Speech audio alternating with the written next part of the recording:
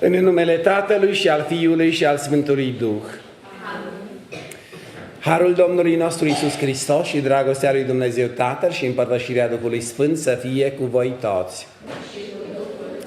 Dragi copii misionari, dragi părinți ai copiilor misionari, iubiți frați și surori în Hristos, ne-am reunit în seara aceasta în jurul altarului Domnului pentru a celebra Sfânta Eucaristie și să rugăm pe Dumnezeu să ne ajute în toate cele necesare pentru trupul și sufletul nostru. Să ne recunoaștem păcatele. Mărturisesc lui Dumnezeu Atotputernicul și vouă, fraților, că am păcătuit prea mult cu gândul, cuvântul, fapta și omisiunea. Din vina mea, din prea mare vina mea. De aceea rog pe Sfânta Maria, pururea Fecioară, pe toți îngerii și sfinții și pe voi, fraților, ca să vă rugați pentru mine la Domnul Dumnezeul nostru. Să aibă milă de noi Atotputernicul Dumnezeu și iertându-ne păcatele să ne ducă la viața cea veșnică.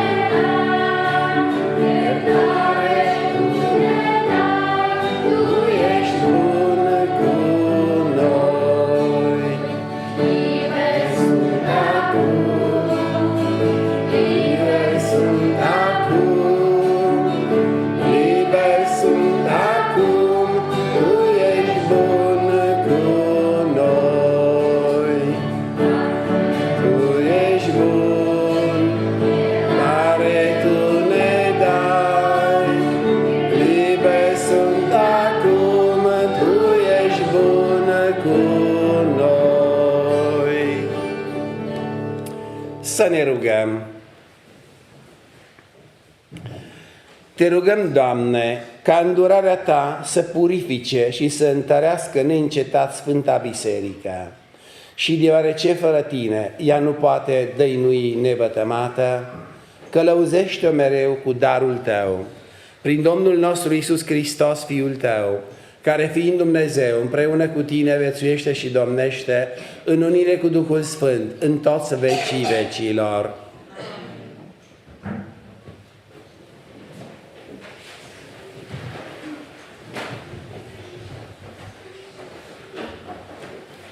Lectura 1. Citire din Cartea a doua Regilor. În zilele acelea, Naaman, căpetenia armatei regelui din Aram, era un om de vază. El era respectat pentru că prin el Domnul dăduse eliberare lui Aram. Dar omul acesta puternic și viteaz era lepros. Aram au ieșit în grupuri și au răpit din țara lui Israel o tânără care a devenit slujitoarea soției lui Naaman. Ea i-a zis stăpânei sale: de-ar vrea stăpânul meu să meargă la profetul care este în Samaria, l-ar curăța de lepra lui. Naaman a mers și i-a povestit stăpânului său. Așa și așa a spus tânăra care este din țara lui Israel.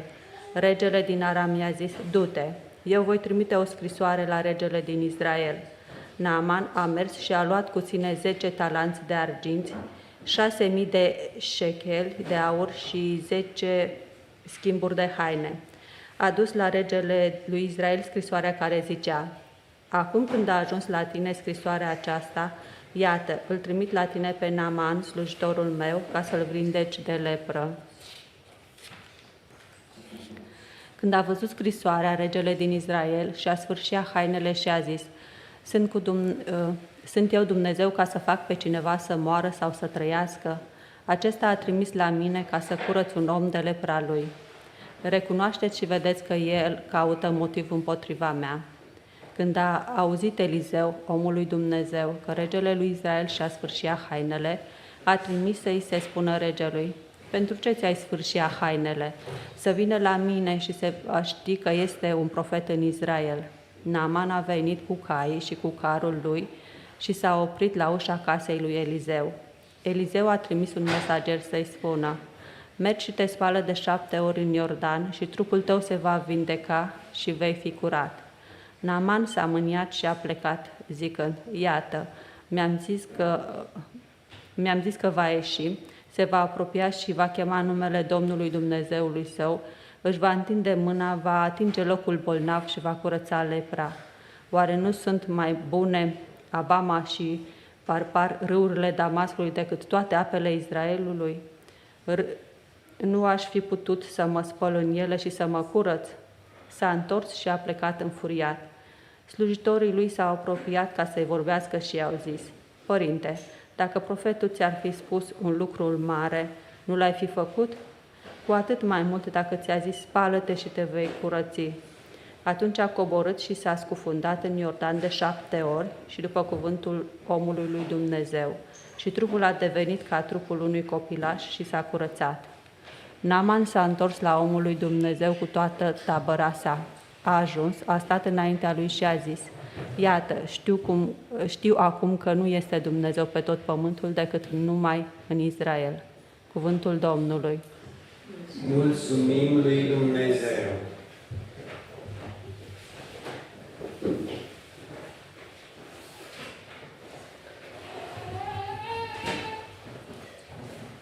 Sufletul meu e însetat de Dumnezeul cel viu.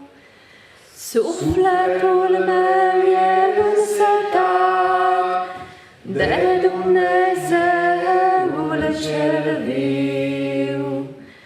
Cum dorește cerbul izvoarele de apă, așa te dorește sufletul meu pe tine, Dumnezeule.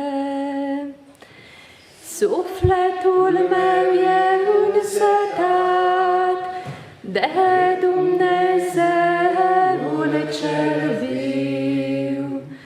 Sufletul meu e însetat de Dumnezeu, de Dumnezeul cel viu.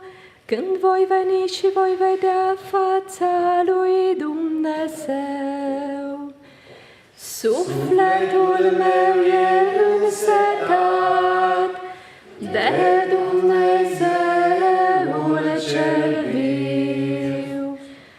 Trimite-mi lumina și adevărul tău, ele să mă călăuzească, să mă ducă la muntele tău cel sfânt și în lăcașurile tale.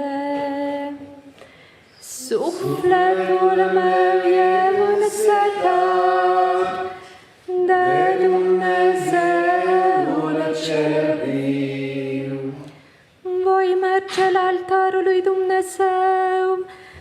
Dumnezeul bucuriei și veseliei mele și te voi lăuda cu harpa, Dumnezeule, Dumnezeu meu adevărat.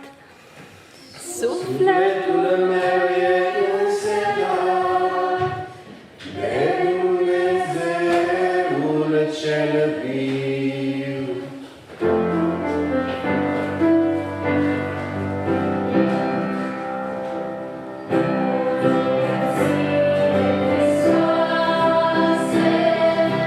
Regele măririi veșnice, laudă ție, Hristoase, Regele măririi veșnice. Eu nădăjduiesc în Domnul, sufletul meu speră în cuvântul Său, căci la Domnul este îndurare și belșug de mântuire.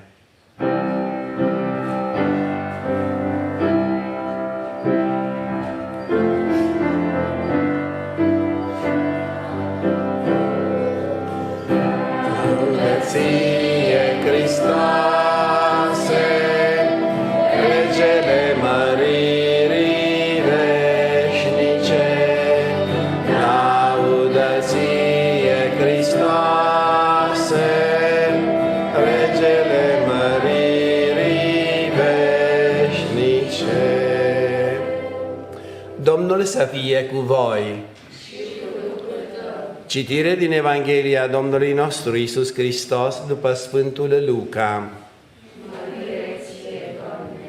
În acel timp, când a venit la Nazaret, Iisus le-a spus celor din sinagogă: adevăr vă spun că niciun profet nu este acceptat în patria sa.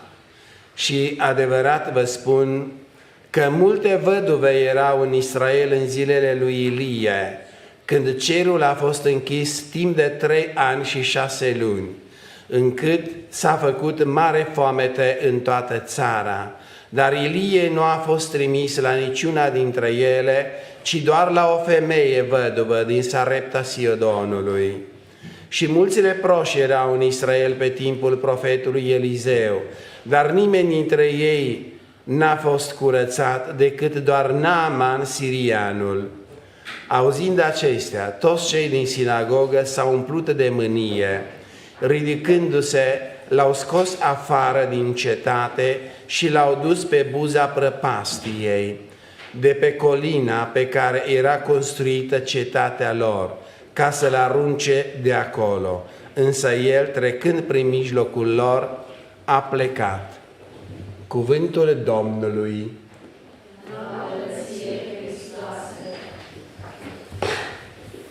Lăudat să fie Iisus Hristos!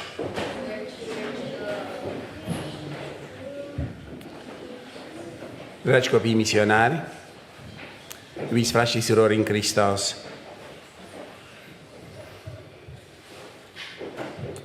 Iisus, Evanghelia surprinde pe Iisus în misiune în satul lui natal, în orașul lui natal, Nazaret. Și vedem că acolo nu a fost acceptat. Însă, lui Iisus nu le este frică de ei, ci predică adevărul cu paresia. Voi știți ce este paresia? Un cuvânt care în limba română e greu de tradus, dar înseamnă să ai curaj să spui adevărul în fața celor care au autoritate, care au putere, care pot să te omoare, care pot să te distrugă. Iisus, cu paresia, a spus adevărul, știind că, de fapt, puteau să-l linșeze. Și asta au și intenționat. Ca misionar, înțelegem că nu întotdeauna soarta este fericită. Mulți dintre misionari au murit martiri, mulți dintre misionari au de suferit în misiunile lor, dar cu Duhul lui Hristos au învins minciuna, au învins răul. Asta trebuie să facem și noi, ca și copii misionari. Ne formăm conștiința. Trăim, cum spune Hegel, un filozof. Poate ați auzit de el, voi încă nu, că sunteți copii, poate. Un filozof german, așa, duminica vieții. Omul are nevoie de duminica vieții, pentru că omul nu este doar trup și suflet, este Duh. În el locuiește Logosul, de aceea are nevoie de duminica vieții, în care omul caută adevărul. Așa cum menționa și psalmistul, trimitem lumina și adevărul tău. Nu ajunge, spune Hegel, doar să trăim din zilele săptămânii. Nu, omul are nevoie de duminica vieții pentru a-și trăi vocația și demnitatea pe care o are. Dacă s-ar limita doar la zilele săptămânii, omul ar rămâne doar la nivelul animalelor. Însă, trăind în perspectiva duminicii vieții, omul se eliberează pe el însuși, omul devine ca Dumnezeu, cunoaște adevărul și trăiește în lumină. Iisus a predicat adevărul în fața consătenilor săi din Nazaret. Le-a spus-o direct în față, pentru că erau păcătoși. Vedeți, nu numai în zilele noastre sunt păcătoși, și în timpul lui Iisus și chiar în satul lui Iisus, în Nazaret. Și unde? În sinagogă, tocmai unde pretindeau că participă cei mai buni oameni, cei mai credincioși. Ei, tocmai aceștia erau plini de mânie. Ce înseamnă lucrul acesta? Erau oameni psihici, nu erau oameni duhovnicești, ca să folosesc expresia Sfântului Paul. Apoi, Iisus îl pomenește pe generalul Naaman, face referință la Vechiul Testament. Asta este foarte curios, că Iisus nu vorbește în vânt, așa, în zadar. Vine cu argumente și argumente din autoritatea maximă pentru un evreu, care este Vechiul Testament. Și atât cu cazul văduvei din Sarepta Sidonului, cât și a Naaman, sirianul, din Vechiul Testament, nu?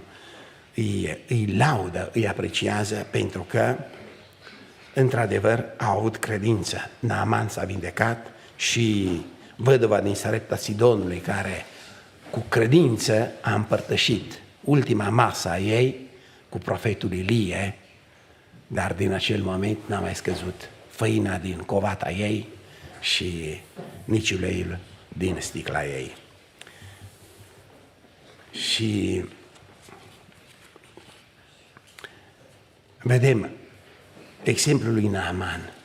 La început nu credea.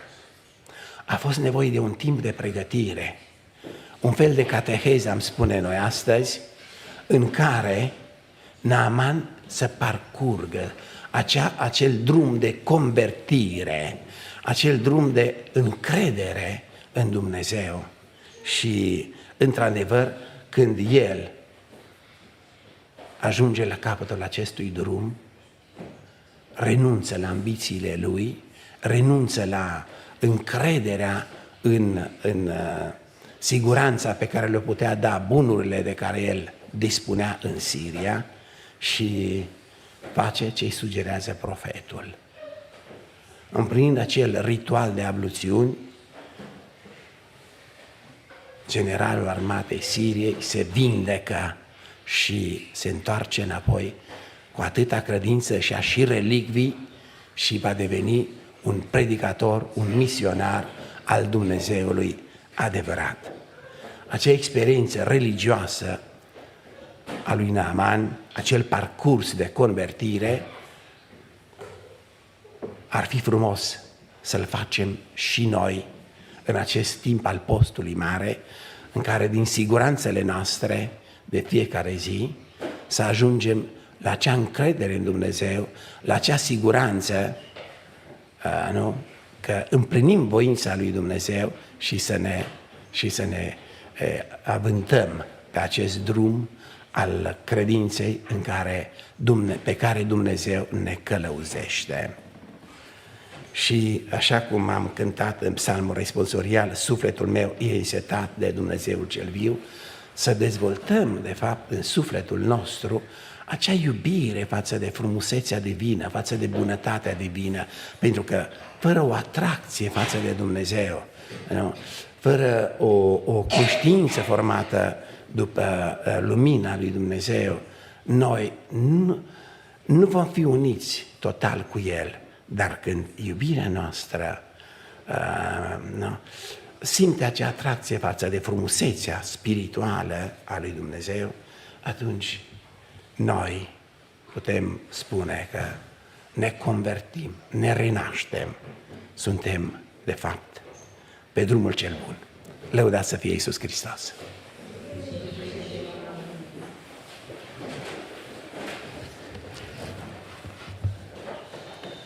Fraților reiubiți, să ne rugăm Domnului Dumnezeului nostru Iisus Hristos, care s-a dat pe sine însuși ca răscumpărare pentru noi oamenii.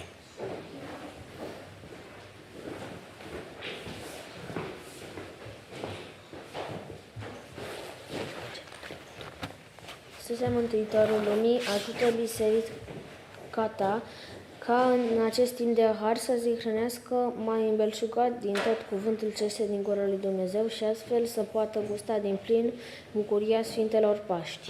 Te rugăm, ascultă-ne. Înzestrează-i cu Duhul iubirii și al dreptății pe cei care ne conduc. Te rugăm, ascultă-ne. Stinge orice vrăjmașie dintre oameni și dă-le o inimă sensibilă și dezinteresată. Te rugăm, ascultă-ne. Dă-ne harul să înțelegem sensul și valoarea pocăinței și să o îmbrățișăm cu bucurie. Te rugăm, ascultă-ne. Ajută-i pe cei bolnavi să-și poarte crucea cu răbdare. Te rugăm, ascultă-ne. Dăruiește-le fraților noștri răposați plinătatea roadelor mântuirii. Te rugăm, ascultă-ne. Veșnice Dumnezeule, Tu nu părăsești pe nimeni dintre cei care Te imploră. Dă-ne curaj pe calea pocăinței și ascultă-ne rugăciunile prin Hristos Domnul nostru.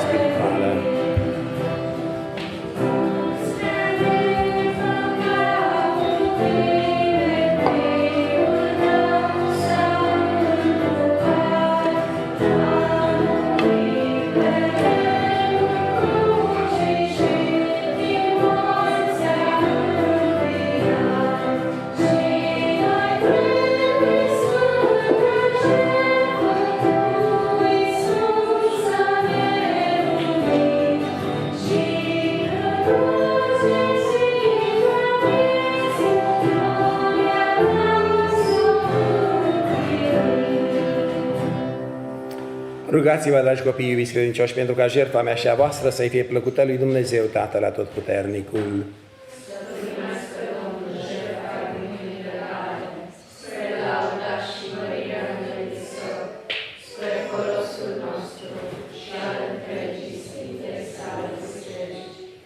Îți oferim, Doamne, darul slujirii noastre și Te rugăm să-L transform pentru noi în taina dătătoare de mântuire prin Hristos Domnul nostru. Amin. Domnul să fie cu voi. Sus inimile. Să-i mulțumim Domnului Dumnezeului nostru.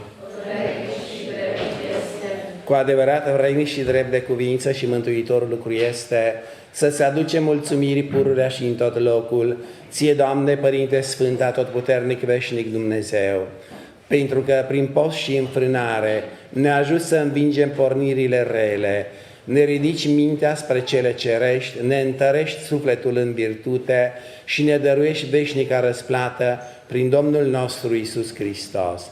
Prin El te laudă îngerii, te adoră stăpânirile, ți se supun puterile, tăriile cerești și fericiții serafim te laudă între săltare de bucurie. Alături de ei te rugăm să primești și glasurile noastre, ca împreună să te lăudăm cu milință, spunând fără încetare.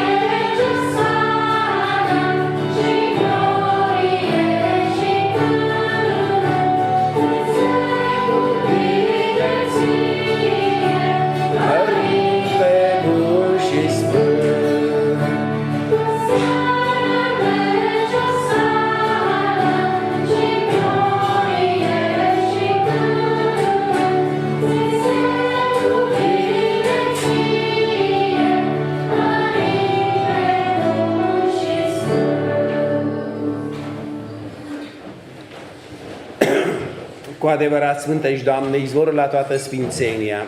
Te rugăm așadar, sfințește darurile acestea cu roa Duhului Tău, ca ele să devină pentru noi trupul și sângele Domnului nostru Iisus Hristos. El, dându-se de bunăvoie spre pătimire, a luat pâinea și mulțumind a frânt-o și a dat-o ucenicilor săi, zicând: luați și mâncați din aceasta toți, acesta este trupul meu care se jertfește pentru voi.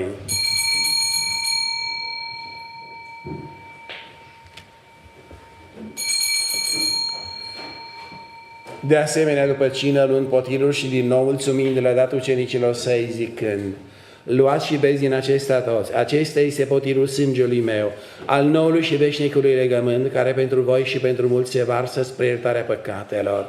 Faceți aceasta în amintirea mea.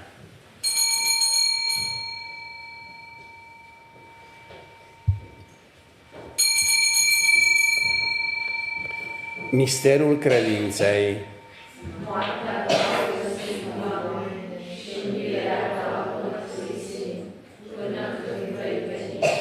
Celebrând așadar moartea și învierea Fiului Tău, îți oferim, Doamne, pâinea vieții și potirul mântuirii, mulțumindu-ți că ne-ai învrednicit să stăm înaintea Ta și să slujim Ție. Te rugăm cu milință să ne unească Duhul Sfânt pe noi, care ne face împărtași de trupul și sângele lui Hristos. Adu-ți aminte, Doamne, de biserica Ta răspândită pe întregul pământ, ca să o desăvârșești în dragoste, împreună cu Părintele nostru Papa Francisc, cu Episcopul nostru Aurel, cu Episcopul Auxiliar Cornel și cu tot cleierul. Adu-ți aminte, Doamne, și de frații noștri care au dormit în speranța învierii și de toți cei care au răposat în milostivirea Ta și primește-i să se bucure de lumina feței Tale. Te rugăm, mai milă de noi toți, pentru că împreună cu fericita născătoare de Dumnezeu, Fecioara Maria, cu Sfântul Iosif, soțul ei, cu fericiții apostoli și cu toți sfinții, pe care din veci ai iubit, să ne învrednicim a fi părtași de viața cea veșnică, să Te lăudăm și să Te preamărim prin Iisus Hristos, Fiul Tău. Prin Hristos, cu Hristos și în Hristos, Ție, Dumnezeule Tată Atotputernic, în unire cu Duhul Sfânt, toată cinstea și mărirea, în toți vecii vecilor. Îndemnați de porunca Mântuitorului și povățuiți de învățătura sa dumnezeiască, îndrăznim a spune: Tatăl nostru, care ești în ceruri, sfințească-se numele Tău, vie împărăția ta, facă-se voia ta, precum în cer, așa și pe pământ.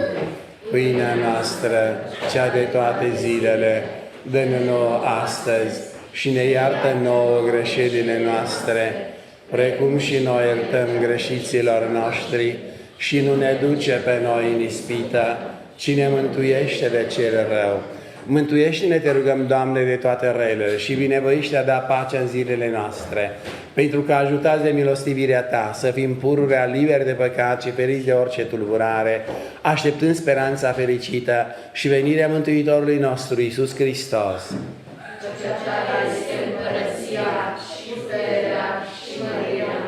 Doamne Iisuse Hristoase, care le-ai zis apostolilor Tăi, pace vă las vouă, pace mea o dau vouă, nu privi la păcatele noastre, ci la credința Bisericii Tale și binevoiește de dărui pacea și unirea după voința Ta, care vețuiești și domnești în vecii vecilor. Pacea Domnului să fie pururea cu voi. Dăruiți-vă pacea.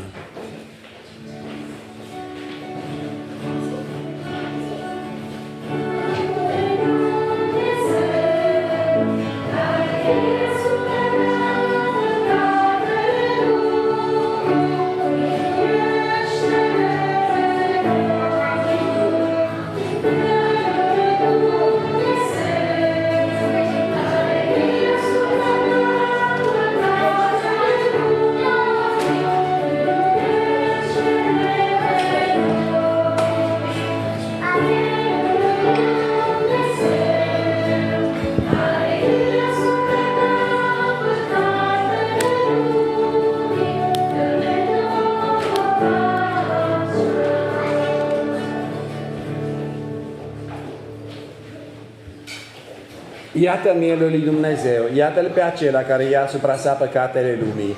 Fericiți și chemați la ospățul mielului. Doamne, nu sunt vrednic să intri sub acoperământul meu, dar spune numai un cuvânt și se va tămădui sufletul meu.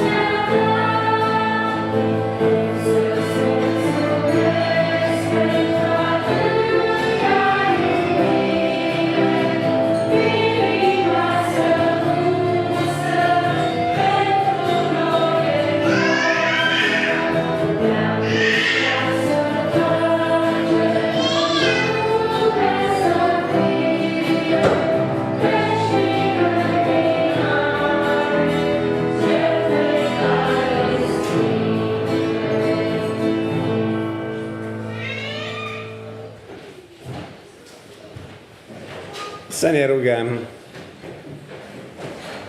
Te rugăm, Doamne, ca împărtășirea cu taina Ta să ne spele de greșeli și să ne călăuzească la unitate, prin Hristos Domnul nostru. După binecuvântare și cântecul final, continuăm cu împărtășirea activităților misionare de la Nevințarea. Domnul să fie cu voi, să vă binecuvânteze Atotputernicul Dumnezeu, Tatăl, Fiul și Duhul Sfânt. Liturghia s-a sfârșit, mergeți în pace.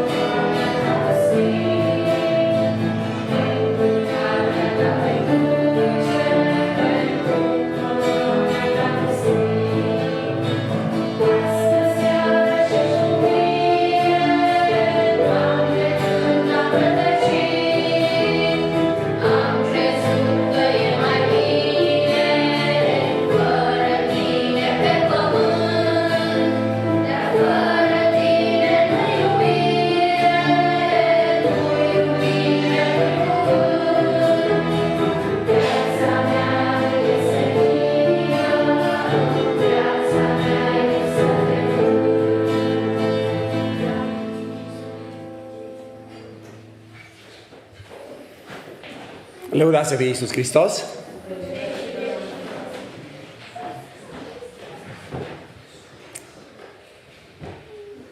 Deja știți că pe 20 aprilie vom sfinți această capelă și o vom dedica fericitei Paulina Jarico. Pentru această ocazie am cerut unui prieten de-al meu din Los Angeles, un mare artist, un mare pictor de origine mexicană, să picteze, să facă o icoană cu imaginea lui Paulin Jarico. I-am trimis cartea cu biografia fericitei în limba spaniolă și citind-o, în plus văzând acele imagini aproape de original pe care Paulin a avut o pictură când era ea în viață și inspirându-se așa, va face un portret al lui Paulin care va fi unic, pentru că nu va fi doar pictura feței lui Paulina, ci și modul de cum ea se îmbrăca, așa cum este transmis în acea pictură. Și pentru aceasta, acest mare artist care a pictat în catedrale, chiar și în catedrale de Los Angeles și în mai multe catedrale din Statele Unite și din Mexic, a contactat un modelist pentru a face acea rochie, îmbrăcăminte pe care o folosea Paulin Jarico. Va fi o icoană unică, așa, prin care noi putem să întrezărim acea imagine virtuoasă, sfântă a lui Paulina Jarico. E posibil ca artistul să vină el însuși cu imaginea pe care a creat-o și să fie prezent la ceremonie.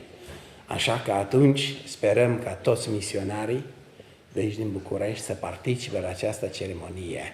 În plus, acest artist va da multe explicații din detaliile picturii pentru ca să o înțelegem mai profund și ca orice artă a picturii să ne poarte dincolo de această realitate fizică, la cea spirituală, cea a virtuților, a adevărului și a luminii. Apoi îi vom cere preasfințitului să sfințească și studioul nostru, pentru că prin acest studio noi ne putem face prezenți în casele multora și așa să poată să cunoască operele misionare pontificale, care nu trebuiesc îngropate, nu trebuiesc împiedicate, nu trebuiesc izolate, ci dimpotrivă să fie fără frontiere, așa cum Biserica Universală este fără frontiere. Și acest studio ne ajută să transmitem imaginile și învățăturile bisericii noastre misionare. Și sperăm să avem prezenți pe unii invitații speciali, deși spațiul este redus, dar noi sperăm să avem, așa, pe lângă acest artist invitat, a confirmat că vine și secretarul general al răspândirii credinței de la Vatican, Father Tadeus, Părintele Tadeus. El este, de fapt, cel care este responsabil cu toate colectele misionare care se fac în luna octombrie și se trimite la Vatican pentru a ajuta peste 1200 de dieceze din lume cu fonduri și a sponsorizat proiectele de construcții de biserici, de săli de cateheze, de susținere cu salarii a preoților locali și a cateheților. El vine și veți avea ocazia să-l ascultați și să auziți, de fapt, din experiența lui acolo al 6-lea an, al 7-lea an, în această funcție de secretar general, aproape de Papa, nu? Zilnic în birou acolo, aproape de cardinalul Tagle și așa sus în ministerul bisericii, în slujirea bisericii noastre.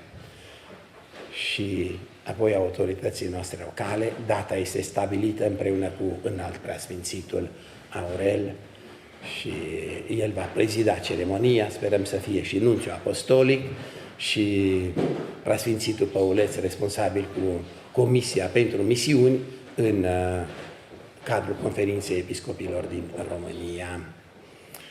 Asta despre ceea ce va urma. Cu bucurie vă spun că astăzi și Părintele Alin de la Oradea m-a invitat să promovăm misiunile și eventual să creăm un grup de copii misionari și la Oradea, în special cei care sunt în colegiul pe care dieceza, eparhia de Oradea îl are și acolo vom extinde așa copilăria misionară care încet ca un bulgăr de drojdie pus într-o masă de făină o face să crească. Sperăm ca și... Poftim? Așa, un bulgăr de zăpadă, când se rotește, crește. Bravo, Octav. O altă imagine.